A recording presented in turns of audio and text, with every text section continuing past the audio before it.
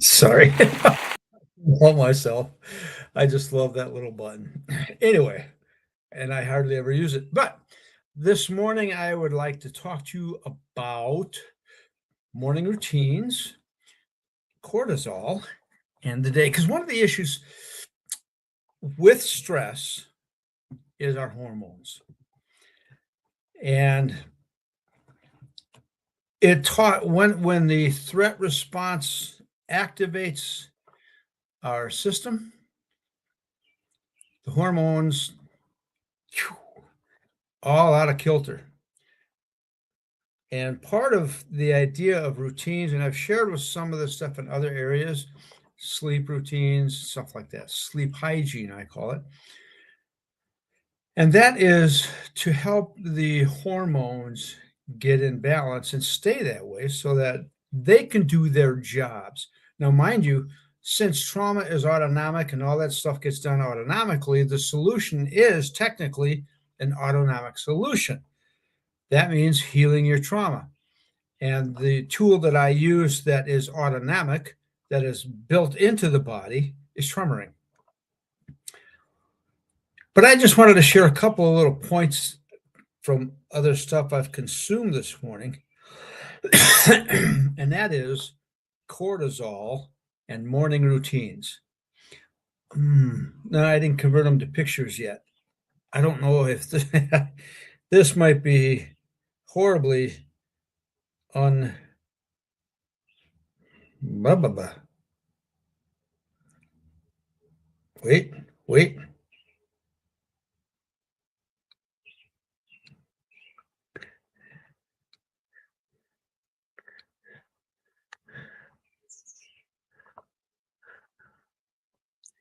This was my morning.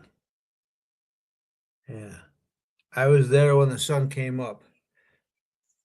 This is what it looked like before the sun came up. And by the way, the time the sun did come up was not the time my handy dandy weather thing said it was going to come up. It was about 12 minutes later. Okay, whatever. I was up catching the sunlight. Now, you might have read a variety of things about getting the morning sun in your face. And I do believe there's some validity to that. Now, I'm fortunate that these days I am getting up before my alarm. So I'm up before 5. Today was supposed to be 5:09. I was up at 4:30. And I think part of it might be due to my cortisol doing its thing, because apparently cortisol, from what I understand, starts to peak about 45 minutes after the day, and it stays on this plateau for a while and then descends to about midnight. And then she goes really low and stays that way while you're sleeping. But what ends up happening is and the idea of trauma, or the reality of trauma, is it's chronic stress. So if everything in our life is a stressor, then cortisol is going to spike all over the place, from high to low, high to low, high to low. And it has a natural function. One of them is to get us up in the morning. So I'm going to talk to you about those. Now, if you're a client, what you're learning is how to use this tremor mechanism to return your entire being to equilibrium. In other words, physiologically, your body returns to a good pH balance, all the rest of that stuff that goes to your gut, the gut biome, all of that physiologically, your immune system, your heart rate, your breathing rate, reproductive system, your immune system, all of that comes back to healthy. That's kind of what equilibrium means, right? And so we want it to be healthy. We want, in fact, that to be growing. Right? I do.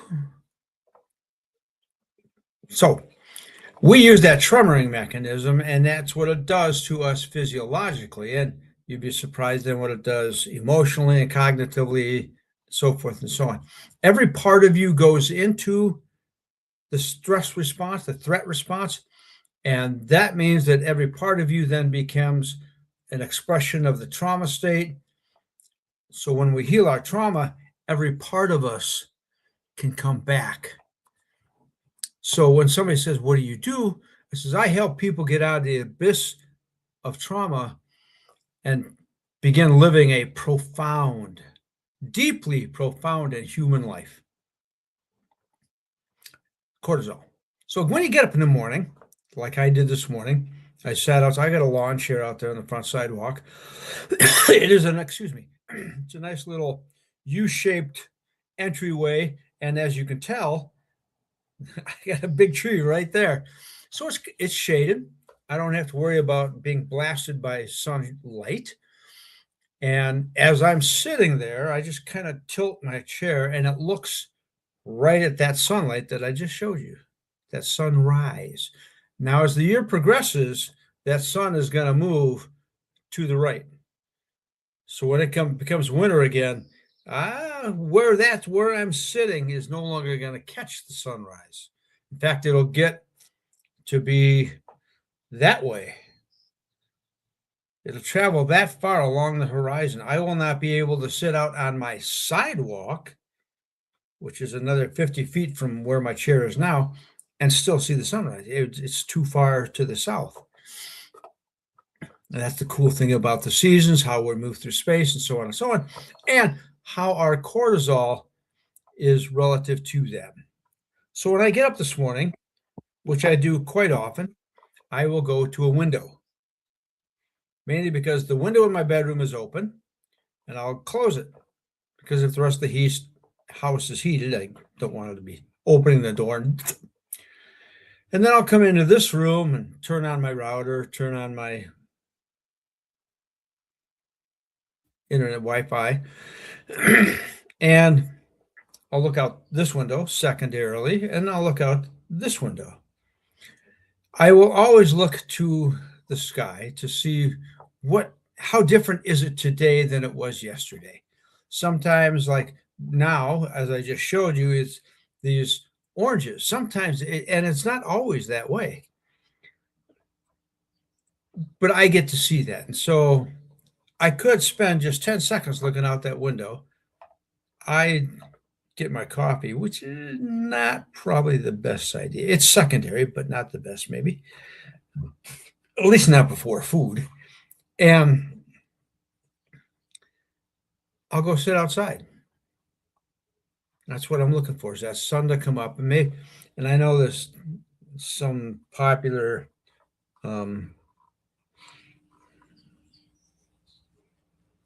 he's out at Stanford.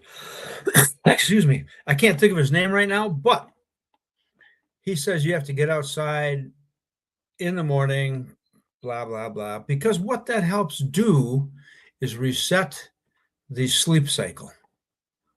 And that I'm okay with that. Because here's the thing about that idea, and that is that I don't know if our ancient ancestors, and we like to picture them in a cave, okay, whatever. I don't think what they first did was get up, go outside, go, get the sun on their face. Sun might have already been up. And here's the thing about people claiming that there's science about this, which they never post, and that is at what particular minute of that sun rising am I supposed to be getting that 10 or 15 minutes or even 10 seconds? See the problem? And wouldn't it hold true then that at night I need to go to the east? And I do. I look out this window because I want to see the eastern sky. Because sometimes when we have clouds, I get these beautiful pinks and blues and grays. Wouldn't that help on the other end of the sleep cycle? I don't know. In terms of cortisol, no. The rising and getting the sun in your face is helpful. I have no doubt that that's true, even though I don't have the science to support it yet. All I know is I like it, and I feel better when I do it. And laying off the coffee is probably not a bad thing. I don't know about I think cortisol goes up when adrenaline goes up, and apparently that goes up with coffee. So there's still some things I need to check here, and feel free to post it if you've got it. Um,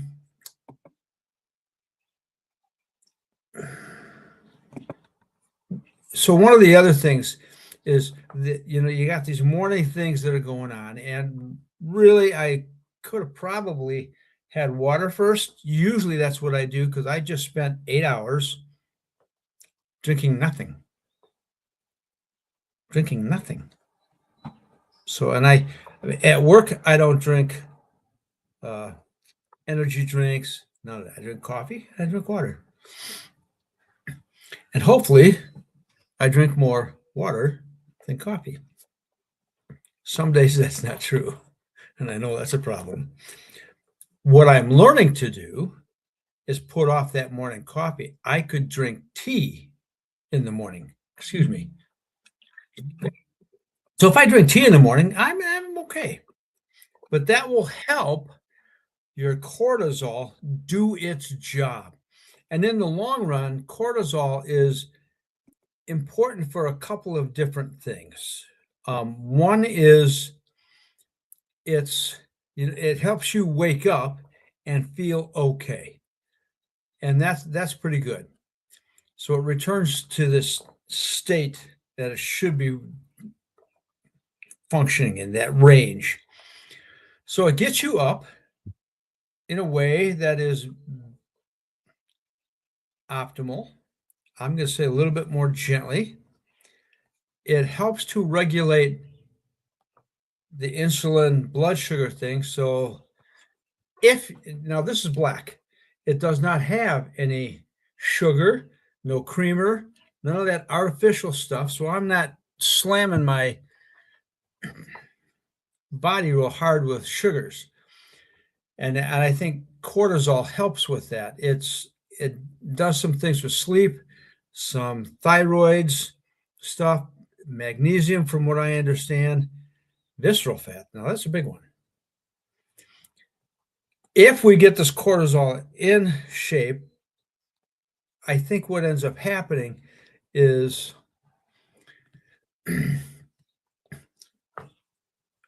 since cortisol raises blood sugar, from my understanding, all right, it fuels, because we're talking about I drink this, I get adrenaline, then the cortisol runs with it. And basically, unless my nervous system is in a good state, it might perceive this adrenaline rush as a threat. And if I get up in the morning and I start scrolling and I'm reading the news about all the stuff that's going on in Iran and the fact that we have no deal, and pretty soon here we're going to run out of strategic reserves and so forth and so on, guess what happens to my stress, my natural distress system, which is, and if it's all the time on, as I started here, guess what? This just helps it. Every morning we get into it, bam, bam, bam. And our cortisol raises the blood sugar for you to handle a threat, fight or flight. Guess what it needs? It needs sugar. And eventually this starts to wear down the insulin system. And that will eventually lead to one of the biggest diseases on the planet. Anyway, we're just talking about cortisol. Okay, so it's one of those things we need to watch, especially if we want to sleep well. So the sustained cortisol elevation increases glucose output from the liver, insulin secretion from the pancreas, which could become a problem later. So now what it begins to do is, since there's this metabolism we exist within, what do you think it does with all this excess sugar in the system if we're not fighting or fleeing?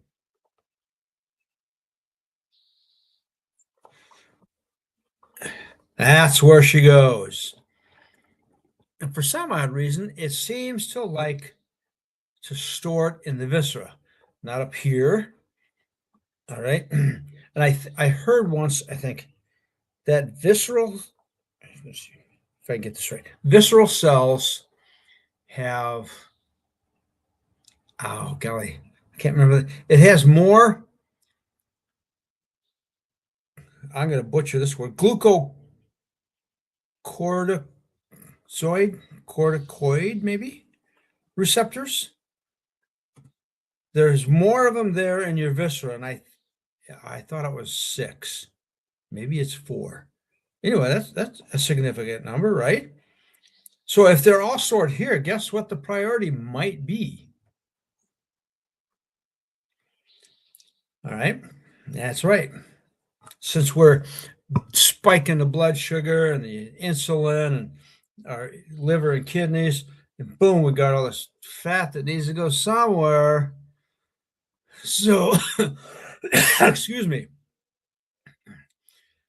That's where, and if we keep that loop going, this turns into a problem. So that's part of the reason we don't necessarily want the coffee first. Let's get some food in the body. Maybe some tea. Tea would be okay. And I've got some great loose leaf, I do believe, is the maker of it. It's a weight loss tea. It seems to work slowly. However, the stuff tastes great. And in the morning, I'll drink that. And I'm at the place now where, because it's so nice out in the morning, I might start making cold version of it. And that's all great. Now, let's take our activities moving forward into the evening. Get yourselves off of this device. I've talked about sleep hygiene. I won't repeat that all here. One of the things that's important is that we don't eat too late before bedtime. That's a huge one, because what ends up happening is, since cortisol wants to be really, really low. Now, mind you, I've been known to go to sleep with this in my hand. And maybe my cortisol is just completely out of whack. I try not to do that anymore. I try to get off this and any fluid an hour ahead of time, and 2 to 3 hours ahead of time is the last thing I eat. I want to go to bed hungry. And then I like to just let my system get tired. Now, if you take your shower at night and you're doing a cold shower thing, that's not helping. Do that earlier. Like if you come home at like 5 or 6, do it right then.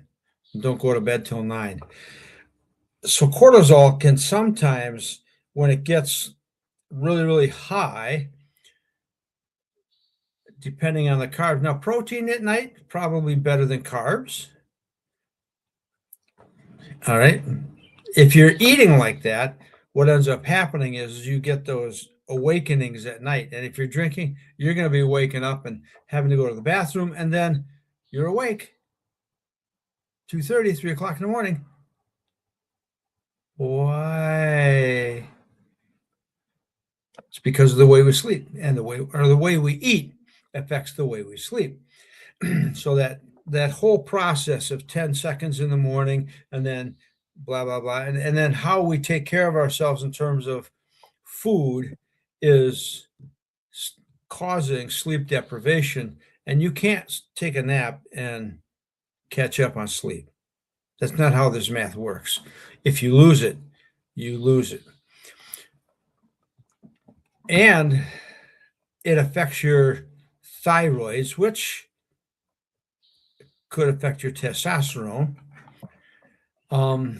because of the way that these things are converted in the body. The way these hormones, cortisol apparently can affect T4 and T3, if I recall, and that affects your metabolic rate. Now, I guarantee you, I'm getting better about my coffee, but I'm still shitty at it. And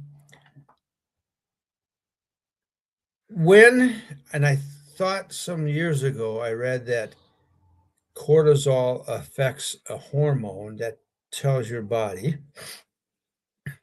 Now, okay, um,